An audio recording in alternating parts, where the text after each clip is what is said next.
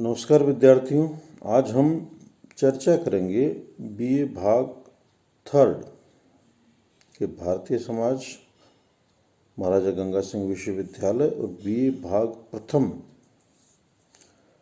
राजस्थान विश्वविद्यालय के second paper Bharatiya Samaj की।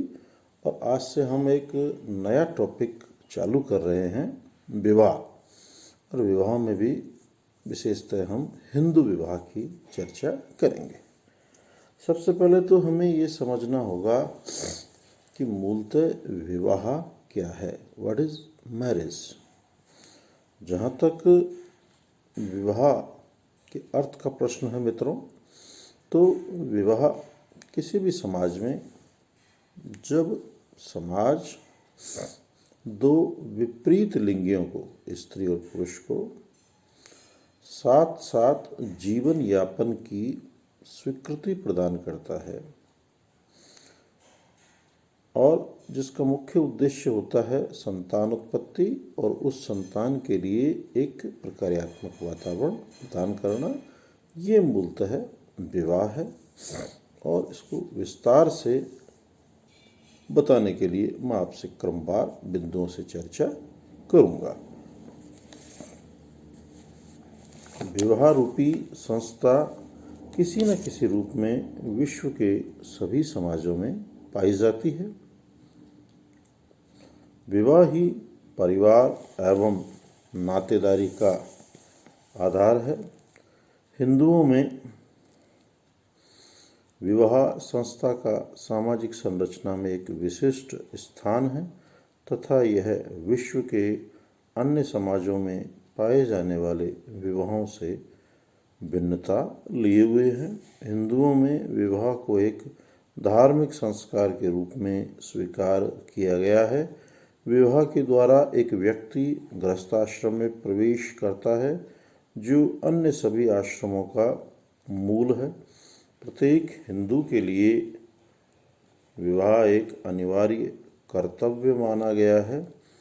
हिंदुओं में 4 पुरुषार्थ धर्म, अर्थ, काम, मोक्ष की व्यवस्था की गई है, जिनकी पूर्ति गृहस्थाश्रम में ही संभव है। शास्त्रों में लिखा है कि पति पत्नी एवं बच्चों से युक्त मानव ही पूर्ण मानव है। वेदों में अविवाहित व्यक्ति को अपवित्र माना गया है। धार्मिक दृष्टि से वह अपूर्ण है और वह संस्कारों में भाग लेने योग्य नहीं है। अतः जब तक पुरुष पत्नी प्राप्त नहीं करता एवं संतान उत्पन्न नहीं करता, तब तक वह पूर्ण नहीं होता। विवाह करके संतान के माध्यम से ही व्यक्ति अपने आप को अमरत्व प्रदान करता है। जहाँ तक विवाह का अर्थ है, तो विवाह का शाब्दिक अर्थ है उद्दह, अर्थात वधू को वर के घर से ले जाना। विवाह को परिभाषित करती हुई लूसी मेयर कहते हैं, लूसी मेयर की पुस्तक है सोशल एंथ्रोपोलॉजी, सामाजिक नृविज्ञान।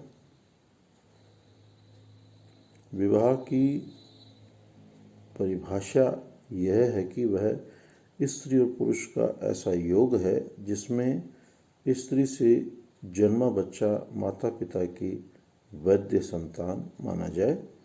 इस प्रकार इस परिभाषा में विवाह को स्त्री एवं पुरुष के ऐसे संबंधों के रूप में स्वीकार किया गया है जो संतानों को जन्म देते हैं और उन्हें वैध घोषित करते हैं तथा इसके फलस्वरूप माता पिता एवं बच्चों को समाज में कुछ अधिकार और परिस्थितियां प्राप्त होती है। दूसरी ओर विवाह को परिभाषित करते हुए WHR रिवर्स अपने पुस्तक सामाजिक संगठन में कहते हैं कि जिन साधनों द्वारा मानव समाज यौन संबंधों का नियमन करता है उन्हें विवाह की संज्ञा दी जा सकती है।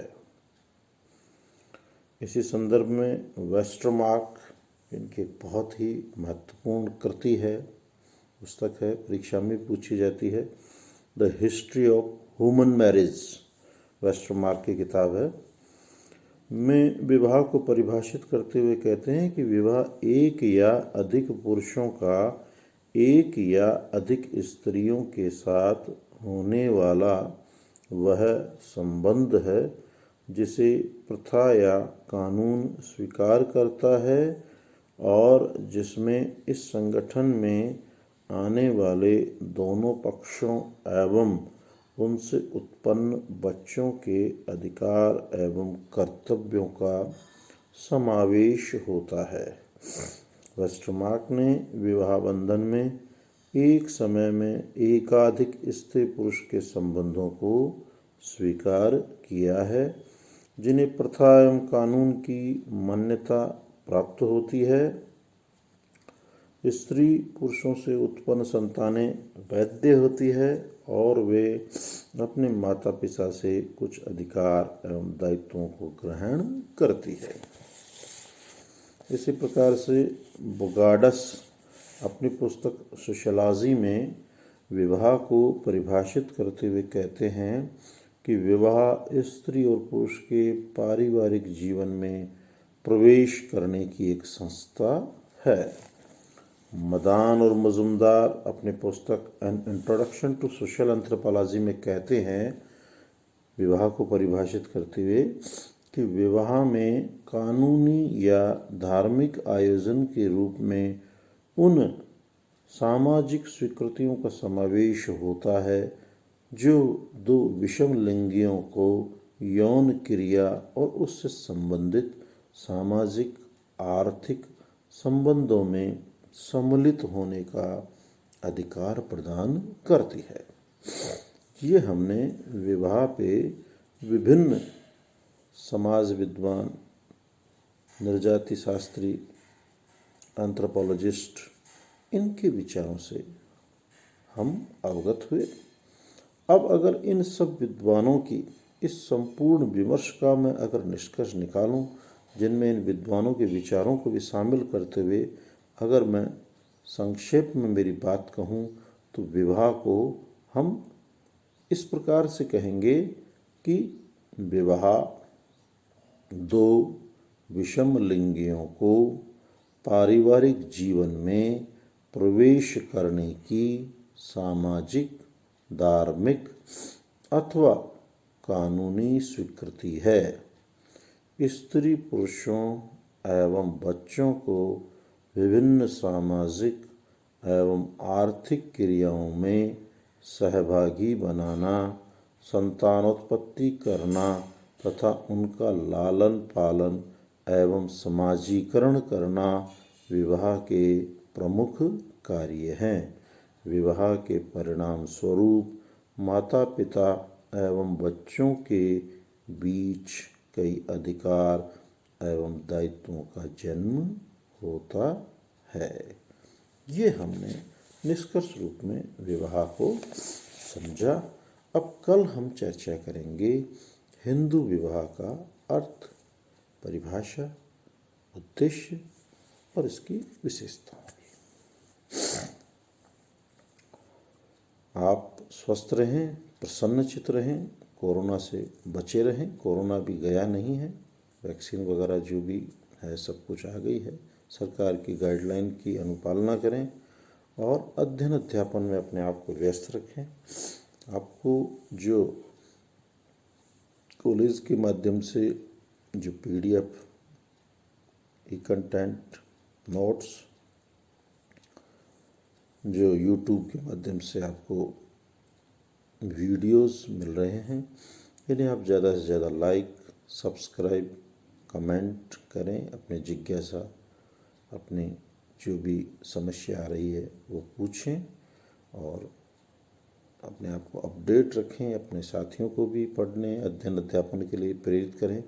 किन्हीं कारणोंवश उनके पास ये चीज़ नहीं पहुंच रही है तो उन तक आप प्रेषित करें। स्वस्थ रहें, प्रसन्नचित्त रहें। इन्हीं शुभकामनाओं के साथ सुप्रभात।